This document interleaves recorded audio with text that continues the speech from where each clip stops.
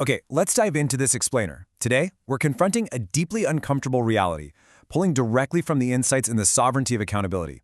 We're going to unpack exactly why we sometimes remain totally stuck exactly where we are, despite having the absolute best intentions. It's a concept that affects pretty much everyone at some point, right? Whether that's in our careers, our relationships, or just our personal goals. Understanding the mechanics behind this stagnation is really the very first step to breaking free. Because what we're really looking at here is a psychological trap. And it's so subtle, so seamlessly baked into our daily rationalizations that you honestly might not even realize you're caught in it right now. It acts like this invisible barrier that just completely halts progress, keeping you anchored in a reality you might actively dislike, all while whispering in your ear that it isn't your fault.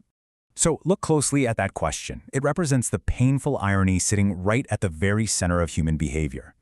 We genuinely want our lives to be better. We crave improvement, fulfillment, progress, all of that. And yet, in the face of those deep, burning desires, we somehow end up completely inactive. We choose, literally on a daily basis, to do absolutely nothing to change our circumstances. Think about it for a second. How many times have you stared at a messy room, genuinely wanting it to be clean, but chose to sit on the edge of the bed and just scroll on your phone for an hour instead? Or maybe you want to start a business, but you end up blaming the economy while binge-watching 5 seasons of a TV show. It's a clinical, almost tragic paradox. Why would an intelligent person who is fully aware of their dissatisfaction just sit entirely still? Well, the answer isn't laziness. Calling it laziness is actually just a cop-out. The real answer is far more insidious. It's a highly specific framework of thinking that actively prevents you from taking the reins of your own life. Now, what's really interesting about this slide is that this mindset isn't just about complaining, because, complaining is just venting. No, this is a complete and total surrender of personal responsibility. When you've got a victim mentality, you fundamentally believe that all things are simply out of your control. You completely refuse to take full responsibility for where you were, what you're doing right now, and where you're going. Instead, you put the blame entirely on the world around you. You point to external factors. You point to other people, your boss, the market, maybe your upbringing. Basically, they become the architects of the misery in your life. By defining your situation as something completely inflicted upon you by outside forces, you effectively excuse yourself from having to do the hard work of actually changing it, right? After all, if the world broke it, why should you have to fix it?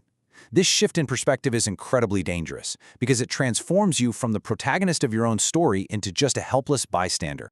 And when you hand over that responsibility, when you truly convince yourself that the world is to blame and you are powerless against it, well, there's really only one logical outcome: absolute paralysis.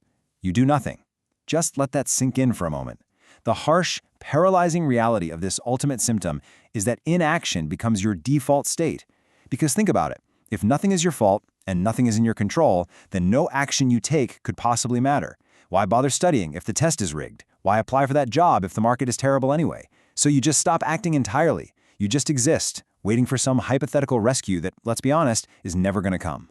Let's move to and see how this builds, because this inaction doesn't happen in a vacuum. It triggers a profound downward psychological spiral. First off, because you want your life to be better but feel totally disconnected from the outcome, you become addicted to postponing things endlessly. You know the feeling. Tomorrow is always the better day to start, because today's external factors just aren't right. The weather's bad, you're a bit tired, the timing just isn't perfect. Next, this chronic procrastination cements step 2. It makes you truly believe that you are helpless. You look at your own endless delays as undeniable proof of your inability to act. You tell yourself, see, I can't even get started. I really am stuck. And finally, that learned helplessness gives rise to step 3, complete hopelessness. It's a cascading failure of personal agency. Each step just reinforces the lie that you're merely a passenger in your own life, trapped in the back seat while someone else drives the car. And this brings us to perhaps the most twisted illusion of the entire victim mindset. At the end of the day, you actually find yourself feeling happy about not doing anything. Now, why on earth would stagnation feel good? Well, here is a wild fact about human psychology.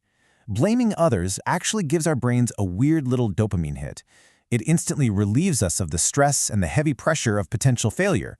Because you've successfully blamed all these factors that are supposedly out of your control, you feel entirely justified in your total lack of initiative. You literally sit back and convince yourself that there is simply nothing worthy to work for. You've rationalized your stagnation so thoroughly that doing nothing feels like this bizarre victory against an unfair world.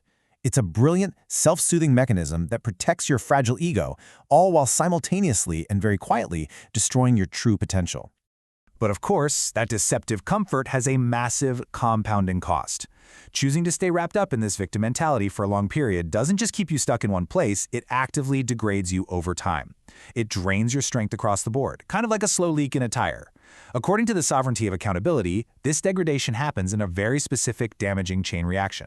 First, your spirit degrades psychically, which erodes your inner drive and that core spark of ambition. That psychic weakness then dulls your mental problem-solving skills and your resilience. I mean, you literally lose your sharpness. And because your mind isn't fighting for solutions anymore, it leaves you emotionally fragile, making you highly reactive to the very external factors you've been blaming in the first place. It's a complete domino effect. This comprehensive weakening prevents you from fully committing to any cause. It completely strips away your ability to give 100% to whatever it is you're doing, whether that's a relationship, a career, or personal passion. And this brilliantly illustrates the tangible cost of all this. The math of this mindset is brutally simple. Mediocre effort guarantees mediocre results. It's a basic, undeniable equation of input and output. When feeling like a victim prevents you from giving your all, you inevitably put in mediocre effort. You show up, but you don't really show up, you know? And as the source makes absolutely clear, the world doesn't reward halfway measures. Furthermore, when you aren't fully involved, when you're holding back because you honestly believe the deck is stacked against you anyway, you are mathematically guaranteed to get unsatisfied results. Your lack of total commitment becomes a self-fulfilling prophecy. You generate the exact lackluster outcomes that you feared, and then, tragically, you turn right around and use those poor results as more evidence to blame the world. It's a perfectly closed loop of total mediocrity. So, the crucial point is, if we know the cost is total mediocrity, how do we break the cycle? How do we smash that closed loop to pieces? Well, the answer lies in a profound insight from Alexander Graham Bell. He speaks of a distinct, undeniable power, a power that only unlocks under very specific conditions. It doesn't come from waiting for the world to perfectly align, or for the economy to fix itself, or for someone to just hand you an opportunity. No, it becomes available only when you shift your state of mind. You absolutely must move from a state of blaming and helpless postponement to a state where you are absolutely undeniably determined not to quit until you find exactly what you're looking for. In today's context, where distractions and excuses are available at the simple tap of a screen, having this level of focus is almost like a superpower. It is the exact opposite of the victim mentality. It's about stepping into your absolute sovereignty and demanding ultimate accountability from yourself. Which leaves us with the only question that truly matters right now. Do you know exactly what you want? Because until you define that, and until you actively decide to take 100% responsibility for acquiring it, you're going to remain perfectly primed to slip right back into doing nothing. You have the power to stop postponing.